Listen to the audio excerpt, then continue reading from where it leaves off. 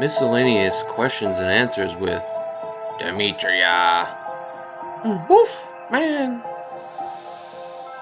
Enjoy. Hi everybody, welcome back. Tonight I am going to just take some time to answer some questions that really didn't fit into a whole video for themselves. So here we go. Let's see. What is my favorite type of communication? Mine is telepathy, obviously, because it's something that I just cannot get away from. I'm going to add a little on to this. I know that some people say that they are a psychic medium, but I do believe there are two different kinds. I believe somebody could have both psychic and mediumship abilities, but I don't feel I have the psychic part. I don't want to know, and that could be me blocking it as well, because I don't want to know what's going to happen in the future. You know, there are a lot of people who feel that they need to have the need to know on what's going to happen, but honestly, in my opinion, how can you go on with a normal life if you already know what's going to happen to you? So if I did have that, I block it. It's not something I'm very interested in. I do like using angel cards, and I can read the tarot cards too, but as far as getting the know what's going to happen in 5 days, I don't want to know. And I feel like my spirits that are here, it kind of feels like they need to not say what's going to be in the future, because I feel like part of their contract of being here keeps them from telling us what's going to happen in the future. That's just my own opinion, and that's what I've learned from working with Maggie and some of my others. You know, there's just things that, you know, I don't want to know when my day is going to come, or one of my family members' day is going to come. I just don't think that's right. Anyway, next question. Does my family accept what I do? Yes. My personal family here, my husband and kids do. Because I believe my 2 kids out of 3 have similar abilities. As far as extended family, my parents are deceased. My husband's family is out there, and God bless you. And you know, I really, I'm me, and that's all that there is. And as far as family or friends accepting me, that's up to them, because whatever I have, I cannot turn off just to please someone else. And believe me, in all my years, it's been hard for me to come to that term. I feel like I was always a people pleaser. I always felt like I had to be the best mother. I always felt like I had to be the best wife, the best friend, the best daughter, you know, don't screw up kind of thing. And, you know, I did my best until I found this, but I did my best for a very long time and always tried to live up to everybody else's standards, when more than half of the time I was miserable. When I found out my gift, there was really no boundaries anymore. As long as my husband accepts me and my children accept me, then that's all that matters to me. I know a lot of people who get into a rut, you know, they look for things to distract, whatever. You know, I just think it's up to you. If you really want to do this, you need to be 100% in. You can't just be halfway in and expect to get something out of all this. Make time for yourself when you have your time and you want to do this. That's when you should. I feel like if you are called to this specifically and you have a calling, you need to follow that if that's your choice, no matter what anybody thinks. Next thing, I could talk about some of that stuff for hours, but I don't want to go on a tangent. Anyway, let's see. Some places that I would like to visit in the future. I definitely want to go to Penhurst. I think that's really exciting, and it's not really that far away from my home. My husband and my son have been to the Cashtown Inn in Gettysburg, Pennsylvania, and they both enjoyed their visit there, and I think I'd like to do that. We're gonna go back to the convent, of course. I cannot wait to go back for my next tattoo. I kind of started getting addicted, I think, now, and you know, every tattoo that I get while I'm there, when I get Sophie to do, it's just a new part of me that I've been longing for, kind of thing. Both tattoos that I have now have very significant meaning to me, and every time I get to a different part of my life, I want to add on to that. And I think, you know, I'm very happy with my decisions, and Sophie does absolutely outstanding work. So if you're looking for a tattoo and you're close to New Jersey, look up the Convent Tattoo and Piercing. She's in Deptford. Amazing people, amazing owners. Can't say enough good things. Okay, photo spirits. This one, I didn't know I had the ability to do this, but ever since we started this journey, I would go on and find some that I liked, mostly from Haunted Hoonies. She was my favorite, I'll tell you that now. I would go on there and see who she had, and I would read the picture. Just by making contact with the picture, I was able to contact with the spirit as well, and I was able to kind of ask them questions before they even got here. So that's one way of doing that. I mean, if you see someone on my eBay store that you like, and you have the ability to use dowsing rods or a pendulum, just pull up the picture on your phone. If you're comfortable, you have to be comfortable with this. Pull up the picture on your phone, ask them some questions before you would go to adopt. Sometimes you'll be surprised because sometimes they're not really the one for you. A lot of time, I found that out too. I would say half of them that I kind of interviewed prior to adopting them, I was kind of surprised by the answer. So the other kind of photo spirits are ones that come attached to mostly, not all, but mostly black and white photos from the early 20s, 1920s, that is. You find a lot. I find a lot there. There's a lot of energy in those pictures. Number one, they're not all, how can I say it? It's not technically always having to be the person in the photo. It could be a family member who had that photo and kind of attached themselves to that for some significant reason or for some sentimental value. So not every picture that's spirited is the actual person in the photo. I wanted to just bring that out too. How do you take so many to the beach? Well, you know, our kids are pretty much grown up now.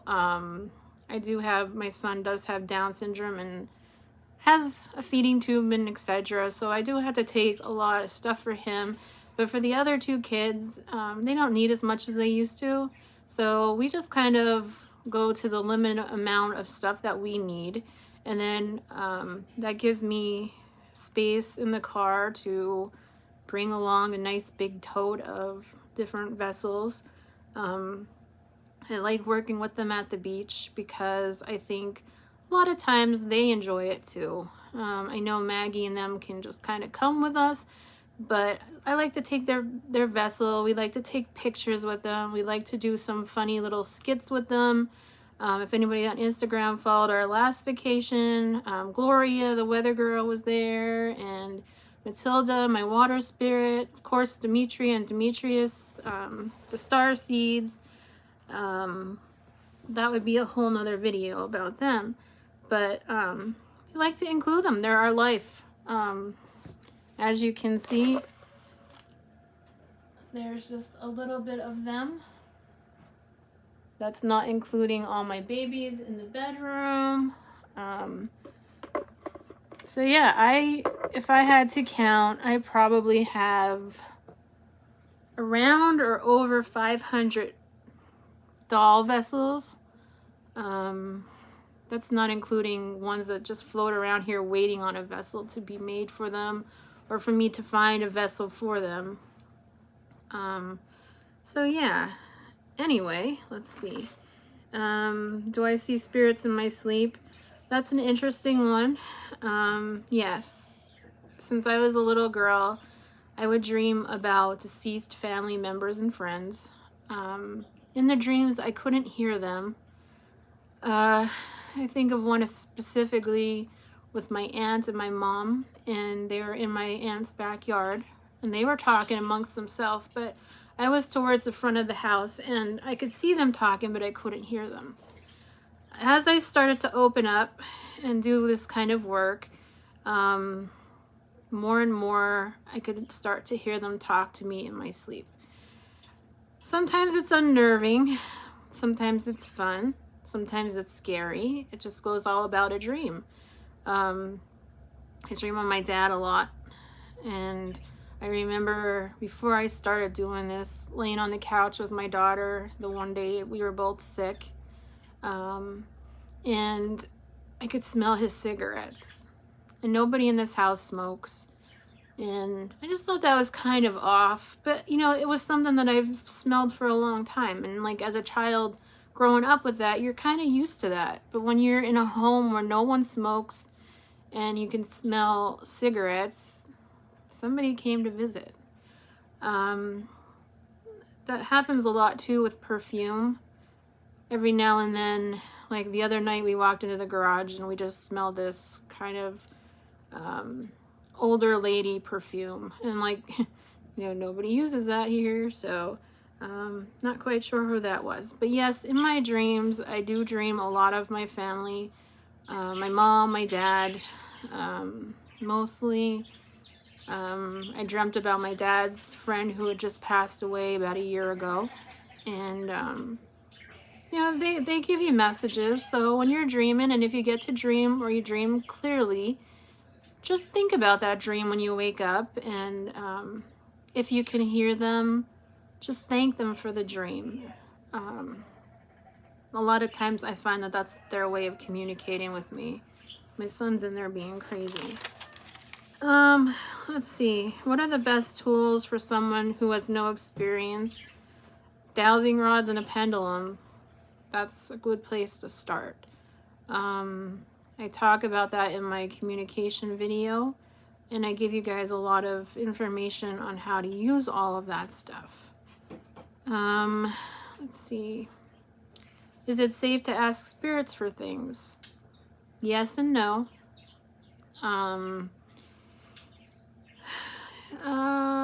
Yes, in the case that it's something light. You're not going to want to go asking them for money or favors or anything like that. I word mine in other words other than questions. Say, you know, like, we're going on this trip today. Will you guys please watch over us? But like I said, I'm not going to ask them for $20,000 tomorrow, you know, or any other kind of out of the ballpark favors, because you never know. So, you know, stay away from it if you can, especially if you're only beginning. If you're seasoned in all this and you know what you're doing, that's your own choice, and I can't make that for you. You guys know what you're doing, but for beginners, just start simple and safe. Just be safe. Why will my spirits not communicate? Because they need time to settle. They need respect. You might want to put some offerings out for them. Just give them some downtime. They had a long trip to get to you. So just give them what they need.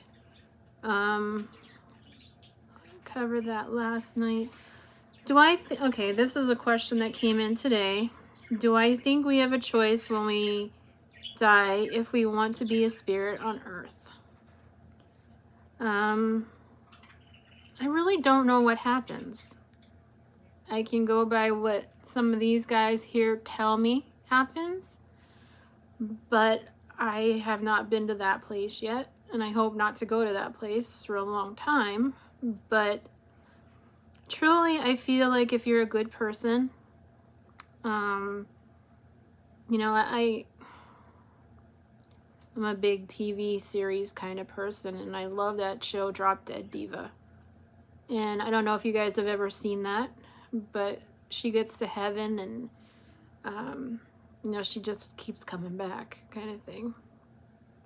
So yeah, if I had to give my own personal belief, I think that we have a choice. I think if you want to come back, it's only if you're doing good. I think you can, but I don't know. So that's up to you to decide. How do spirits get the opportunity to come back and stay here? Just like the spirits that are attached to the vessels. Again, like I said, I think that when we hit that point, if we're innocent, I think that,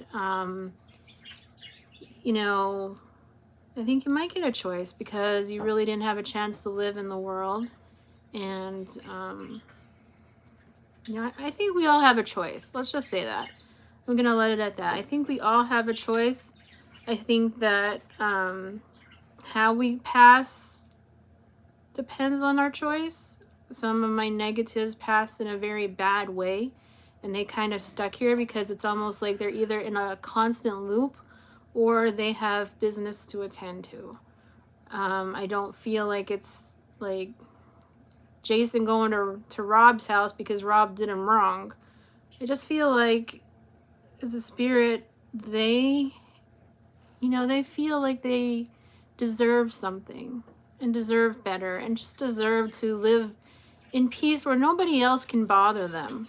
I don't know if that, I don't know if that makes any sense to you guys. I hope it does. But that's how I kind of think it works. I think we do have a choice. I think there are some souls here on earth that have lived their life to their farthest extent. And I feel like if they're ready to go, then, you know, they're the ones that just want to keep walking through the gates of heaven if that's what you believe. I'm not telling anybody what to believe, but that's what I believe. I believe we all go to heaven. And like I said, from some of the sessions with my guides, I know there is. You know, I'm not trying to put my beliefs on anyone else, but I do believe, like, we get there and we get to figure it all out real quick, and if we feel like we want to be back here, we come back. If we don't, we just go through the gates and we just live in the other world. So anyway, I know that was very heavy, and like I said, that's my thoughts and my opinion. I'm gonna do one or two more here. Should rescue spirits be treated different than the others? I have a lot of rescue spirits. They were probably one of my favorites that I started with. Their vessels were broken, or people didn't like them, or they put them out for trash, or they put them yard sales, whatever. So that's what we call a rescue spirit. If something is broken off of them, or they just look a mess, and you can just feel their energy is just feeling a mess. I don't know that they should be treated differently than others, but I do think that those first couple days that they're with you is crucial. Your other spirits will understand that they need some attention. So you just spend some time with them. What I would do would be fixing up their hair, if they want, fixing up their hair, wiping them down, doing anything I could to just make them feel like they were loved. And then as time goes by, they will just start to mend in with all the others. The last thing I'm going to talk about tonight is, how do I feel about skeptics? Well, I feel like to each his own. I feel like there are people who don't believe in all this. You know, if you would have asked me a couple of years ago if I did, I probably, you know, I don't know what I would have said. I didn't believe in it at first, but I've had so many experiences from childhood till now that just because I say that, like, it doesn't mean I deep down inside that I didn't think there was something more. So my opinion about skeptics is, if they don't like what you do, they don't need to be bothered by you. I don't like these people who go and harass people because of this. I don't think that's fair. I just feel like if they don't like it or don't believe, leave you alone. I know there are a lot of people out there who just make content to make content, and I might not agree with some of that, or I may not agree about their approach to all this, but that's the moment I could just turn their channel off if I'm watching YouTube or whatever else. Or if something comes across on one of those ghost shows, I could just turn it off. But that's just the kind of person I am. Things just, they hit my heart hard, but they don't, in some cases, they just roll off easy. I'm not asking anybody to believe me. I'm not asking anybody to have the same opinion I do. But like I said, you know, if they don't like it, they don't have to be bothered by you. So keep your questions coming on Instagram, and I'm happy to just voice my own opinion on them. I'm not saying that I'm right in all of what I say, but like I said, it's just my own opinion. And if I could help one person out there by any of these videos, or someone who feels a calling to this like I did, then all of these videos are worth it. I'm just like everybody else. I like to have a lot of fun. I like to experiment with different pieces of equipment. That's why I like going to see Sophie at the convent, because she has all kinds of cool things. And then I go from there. Like I said, I shared in the communications video all my different favorites. So yeah. So hope you guys enjoy this video. I hope it helped someone. I hope it made somebody at least smile tonight. Keep your questions coming, and I'll be back at it again very soon. Come on, Wolfman. Let's blow this popsicle stand.